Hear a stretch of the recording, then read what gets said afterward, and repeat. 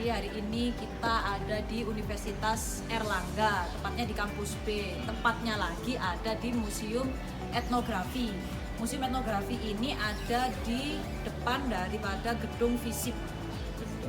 Fakultas Ilmu Sosial dan Ilmu Politik. Gitu. Nah, kita ini lagi pengen mengunjungi Museum Etnografi. Apa sih Museum Etnografi itu? Oke, jadi beberapa info yang kita dapat sebelum kita datang ke sini, Museum Etnografi itu adalah museum yang menunjukkan keberagaman tentang prosesi upacara kematian yang ada di suku-suku yang ada di Indonesia gitu. Nah, jadi di dalamnya nanti bakal banyak banget informasi tentang kematian-kematian dan bagaimana orang-orang yang ada di Indonesia ini dari berbagai macam suku tersebut merayakan atau melaksanakan prosesi kematian untuk keluarga atau relatif atau orang kerabat yang meninggal. Jadi beragam sekali ya pastinya, karena kalau kita ketahui bersama setiap agama aja punya cara yang berbeda untuk memperlakukan jenazah ya, atau orang yang meninggal. Nah, apalagi di Indonesia ini kan ada ratusan suku ya yang ada di sini. Nah, pastinya setiap suku itu punya upacara yang berbeda, punya ritual, punya adat yang berbeda. Kayak gimana sih kalau misalnya ada yang meninggal? Right. Okay. Mungkin biar nggak kelamaan gitu ya, kita langsung masuk aja ya teman-teman Kooperasi.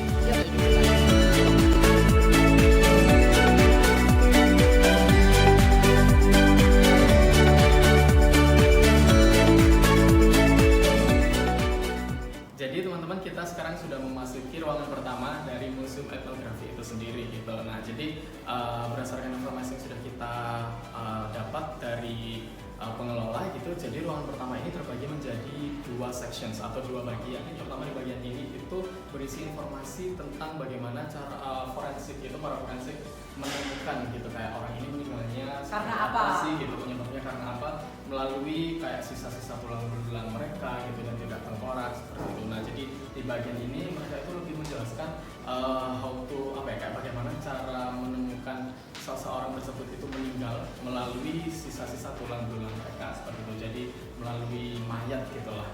Jadi kematian dipisahkan dari orang yang sudah meninggal. Jadi dipelajari dari tulang yang tersisa itu nanti kita bisa tahu selama hidupnya beliaunya ini melewati apa saja, apakah pernah ada kecelakaan, terus kemudian penyebab kematiannya seperti apa. Karena Mas Iman ya, jadi sesuatu kalau disampaikan oleh orang yang masih hidup itu ada kemungkinan bohong gitu ya, jadi tidak sesuai sebenarnya apa yang terjadi lah. Sedangkan kalau sudah berbentuk seperti tulang itu kan bisa dipelajari secara ilmiah penyebab kematiannya apa. Jadi lebih jelas justru kalau kita melihat dari yang tersisa.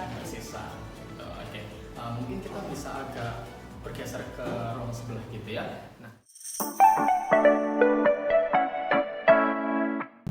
Nah, setelah kita mempelajari tentang kisah kehidupan orang dari yang sudah meninggal, dari tulang belulang yang tersisa, kita sekarang melihat kematian dari sisi orang yang masih hidup. Jadi kalau di Indonesia seperti yang sudah kita sampaikan sebelumnya, ada banyak sekali ritual atau budaya yang masih dipraktekkan hingga saat ini di beberapa suku yang ada di Indonesia. Nah, ini contohnya yang dari Bali ya. Bali. Ini mungkin seperti yang teman-teman ketahui gitu ya, Indonesia terdiri dari negara kepulauan gitu. Nah, dari negara kepulauan tersebut terdiri dari suku bangsa yang memiliki kepercayaan dan tradisi masing-masing gitu ya. Nah, di sini dapat teman-teman lihat begitu ya informasi tentang tradisi kematian yang dianggap unik di Indonesia. Gitu. Nah, salah satunya ada upacara adat ngaben yang ada di Bali, yaitu upacara kematian ini itu hanya dilaksanakan oleh masyarakat Hindu seperti itu. Nah, upacara ini disebut upacara adat ngaben gitu ya. Nah, karena karena itu diadakan untuk mungkin menghormati gitu ya anggota keluarga mereka yang sudah meninggal gitu. Dan bahkan dalam kepercayaan mereka gitu, api yang dipergunakan untuk membakar mayatnya itu adalah api yang akan mengantarkan mereka ke nirwana gitu, dalam kepercayaan agama Hindu gitu. Nah, di sini juga terdapat beberapa informasi juga yang lain. Pulau-pulau yang berbeda ya. Jadi Sumatera ini pulau yang beda dengan Bali, beda juga dengan Sulawesi. Nah, ini menarik juga, di Bali ternyata ada dua tradisi yang berbeda ya, dua ritual yang berbeda. Nah, ini yang ada terdisplay di sini, ini di Desa Trunyan di Bali. Jadi kalau yang di Ngaben ini jenazahnya dibakar, kalau di Trunyan ini diletakkan begitu saja, jadi di hutan ya. Ya, jadi seperti ada beberapa area khusus begitu yang dikhususkan untuk meletakkan makam-makam. Jadi mereka tidak dibakar gitu ya, mereka hanya diletakkan begitu. Nah, tetapi di area-area tersebut itu dibedakan menjadi beberapa bagian. Betul. Gitu, apakah mereka itu meninggalnya karena faktor usia begitu ya, kemudian nggak normal lah istilahnya, karena gitu, tua atau sakit gitu. Kemudian dibedakan juga pada orang yang masih muda gitu. Kemudian juga ada lagi satu kategori yang mana itu adalah special case gitu special ya. case, jadi yang meninggalnya tidak saat dianggap tidak wajar gitu, entah itu karena kecelakaan seperti itu gitu. Nah, jadi bisa teman-teman bayangkan kan di satu wilayah aja global seperti itu ada dua jenis cara pemakaman gitu ya, untuk orang yang sudah meninggal dengan cara yang berbeda gitu. Jadi ya persis seperti ini teman-teman, jadi jenazahnya diletakkan begitu saja, terus diberi kayak semacam masker gini ya, untuk menghindari hewan-hewan buas yang nanti berpotensi untuk menyerang mungkin seperti itu. Nah, seperti yang sudah kita sampaikan sebelumnya, bahwa di setiap pulau atau suku itu bahkan memiliki ritual yang berbeda ketika memakamkan jenazah. Di sini bisa kita lihat ada di Sulawesi Selatan, mereka punya cara juga yang cukup unik untuk memakamkan ya. Jadi ada ritual-ritual yang juga pastinya berbeda dari yang ada di Bali. Nah, ini seperti apa, Mas? Nah, jadi ini di Sulawesi ini ada tradisi pemakaman yang namanya tradisi Mak Nini seperti itu. Nah, jadi berdasarkan informasi yang sudah kita dapat sebelumnya, di kepercayaannya mereka orang itu tidak akan dikuburkan gitu ya, dibawa ke pemakaman apabila belum dilaksanakan upacara gitu. Nah, maka dari itu ketika ada saudara atau anggota keluarga yang meninggal, maka tidak langsung dikuburkan, melainkan disimpan di dalam rumah begitu, dan diawetkan dan dirawat layaknya mereka anggota keluarga yang masih hidup seperti itu. Nah, pada hari di mana orang tersebut sudah siap untuk dimakamkan gitu, nah maka perayaannya tersebut akan dilaksanakan begitu. Nah, yang unik dari metode pemakaman ini tidak dikubur seperti pada umumnya gitu ya. Jika orang meninggal dalam beberapa kepercayaan dikubur di bawah tanah gitu. Nah, dalam kepercayaan di suku tersebut gitu, mereka seperti melakukan ritual Mak Nini ini dengan cara menggali kayak mereka menyimpan mayatnya, menguburnya di tebing-tebing seperti yang ada di gambar ini gitu. Nah, berdasarkan informasi yang sudah kami dapat juga gitu, semakin tinggi tebingnya gitu, maka menunjukkan semakin tinggi juga kasta yang meninggal tersebut. Berarti kalau di atas ini berarti dulunya itu adalah semasa hidupnya mereka adalah bangsawan gitu. Nah, atau ya pemegang kasta tertinggi di suku tersebut gitu. Cuman seiring berjalannya waktu kan strata-strata seperti itu sudah tidak lagi diakui mungkin ya, sehingga siapa yang memiliki uang banyak kemudian dia bisa membeli, istilahnya membeli atau memesan tempat yang lebih tinggi seperti itu. Di sini juga ada satu ritual unik gitu ya dari upacara pemakaman Mak Nini ini, yang mana setiap 2 ke 3 tahun sekali mayatnya itu harus dikeluarkan dari makam untuk kemudian dibersihkan kembali dan diganti bajunya seperti itu. Nah, tetapi sekali lagi karena perkembangan zaman ini tadi gitu, dan juga tuntutan akan ketertarikan masyarakat gitu masuk untuk melihat upacara ini gitu. Nah, jadi upacara ini tidak diadakan setiap 2 atau 3 tahun sekali gitu. Jadi melainkan ketika ada wisatawan yang muncul datang dan ingin melihat, maka mereka akan menyelenggarakan upacara yang seharusnya diadakan setiap 2 atau 3 tahun sekali menjadi kayak kapanpun gitu ya ketika ada wisatawan. Nah, menurut saya itu juga mengurangi esensi dari kesakralan upacara betul. Jadi sendiri. Sesuatu yang dulunya sangat sakral dan betul-betul diritualin ya, itu jadi kesannya dikomersilkan lah gitu loh, sehingga tidak lagi sakral itu tadi. Ya, tapi itu berdasarkan kepercayaan mereka dan mungkin ya berbeda dengan pandangan kita gitu. Oke, setelah ini kita kemana lagi?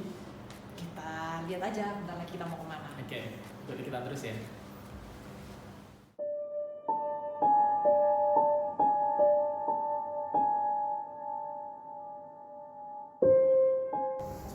Jadi teman-teman, sekarang kita berada di satu ruangan yang menurut saya agak khusus dan agak creepy gitu ya, karena ruangannya ini cukup berbeda dari ruangan yang kita hampiri di awal tadi gitu. Nah, jadi di sini kita akan dipertontonkan gitu ya, mungkin keadaan di bawah tanah gitu ya. Ilustrasi. Benar, ilustrasi ketika kita akan dikubur suatu hari nanti. Jika teman-teman bisa melihat, nah maka ini kan seperti tanah gitu. Kemudian di sini ada kayak tempat dimakamkannya seorang mayat begitu. Nah, sebenarnya di sini tujuannya itu adalah untuk memberikan refleksi gitu ya kepada pengunjung bahwa ketika kita meninggal akan seperti situasinya akan seperti ini gitu. Nah, dan juga sebagai pengingat gitu ya bahwa kita akan meninggal dan ya menurut beberapa kepercayaan masing-masing gitu kita akan diberi bantuan berupa mungkin amal yang baik atau buruk yang kita kerjakan selama hidup seperti itu. Nah, jadi harapannya dengan melewati area ini pengunjung bisa sedikit punya gambaran dan gambaran untuk merefleksikan,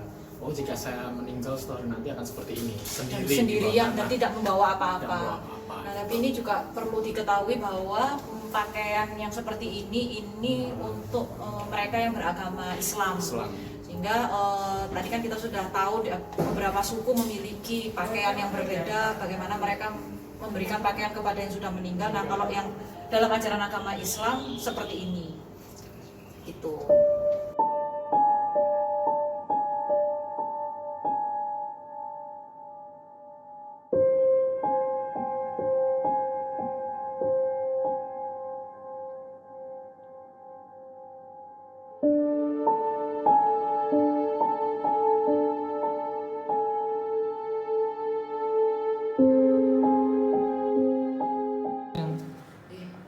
Tahu nggak yang di belakang kita ini apa? Kok serem ya? Nggak kayak gimana gitu ya? Hawanya ya? Hawanya. Oke, teman-teman kita sekarang di ruangan terakhir gitu ya dari musim kematian ini gitu. Nah, memang di ruangan ini itu dipergunakan memang sebagai area rekreasi atau common room gitu.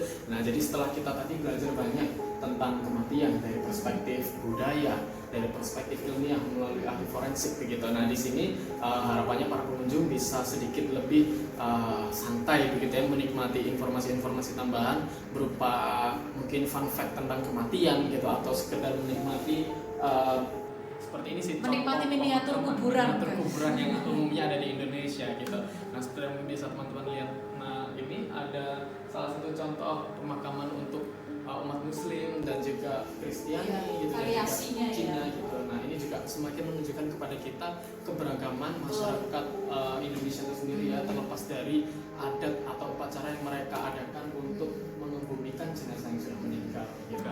Jadi yang beragam itu nggak cuman bagaimana caranya kita memperlakukan jenazah, namun bagaimana cara kita menguburkan, juga bagaimana mendekorasi makamnya mungkin. Jadi itu berbeda-beda. Kalau umat Kristiani pastinya ada salib di situ, terus kalau umat Islam ini ada nisan ya di bagian posisi di atas dan bawah. Terus kemudian itu kuburan Belanda yang ada kayak rumah-rumahnya di belakang itu. Terus kemudian ada kuburan mereka yang biasanya orang Cina ya, itu biasanya disebut bom. Jadi seperti ada kayak tembok di seluruh makamnya, seluruh sisi makamnya. Jadi asik aja sih sebenarnya, karena di Indonesia itu ada banyak sekali ragam. Nggak hanya bagaimana kita memperlakukan jenazah ya, tapi juga bagaimana setelah kita dikebumikan itu cara mendesain atau cara mendekorasi gitu ya, makamnya juga berbeda-beda, dan itu bisa menunjukkan mereka dulunya berkeyakinan apa kayak gitu. Nah, saya tuh juga ingin highlight lagi sih Mas. Jadi seperti yang disampaikan sebelumnya bahwa kematian kita itu adalah refleksi dari hidup kita. Nah, seperti yang bisa dilihat di sebelah sana ya, sebelah kiri saya. Mungkin kita bisa. Ya, jadi ini quote yang menurut saya itu simple tapi masuk banget ya. Itu bahwa my lifestyle determines my death style.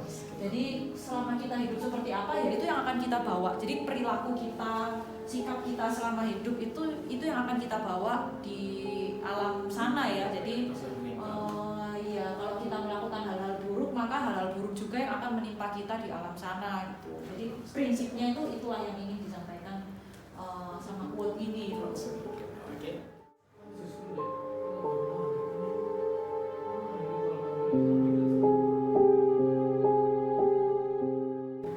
Oke, sekarang kita berada di sisi lain dari ruangan terakhir ini, dari common hall ini.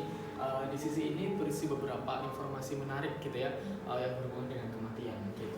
Nah di salah satu sisi ini ada beberapa hal termasuk contohnya biaya pemakaman termahal ya dari public figure yang ada di dunia.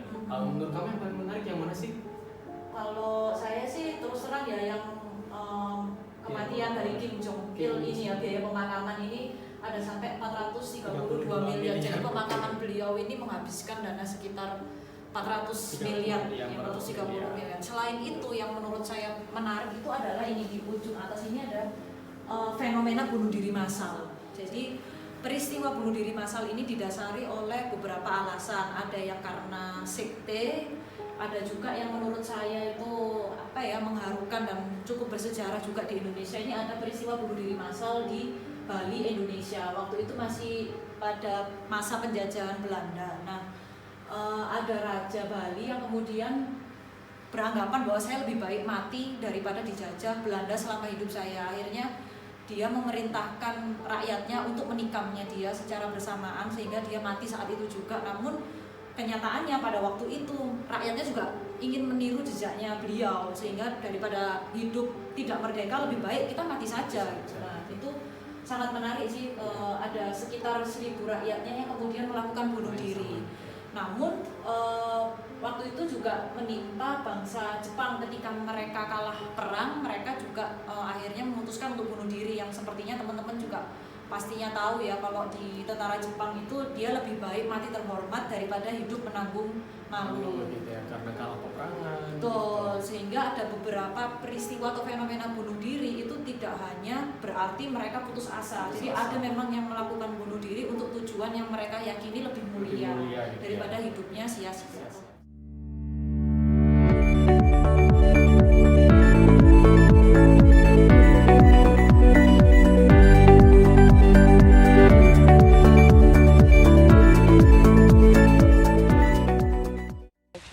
Oke, buat teman-teman yang ingin berkunjung ke Museum Etnografi Universitas Airlangga bisa berkunjung ke lokasinya langsung nih di depan Fakultas Ilmu Sosial dan Ilmu Politik Universitas Airlangga Kampus B. Gitu. Jadi jangan lupa juga tetap terus pantengin liputan kita, baik yang udah maupun yang selanjutnya. Oke, nah tetap stay tune di akun Instagram kita Kulturasi, di eksplorasi kita selanjutnya, dan salam kulturasi.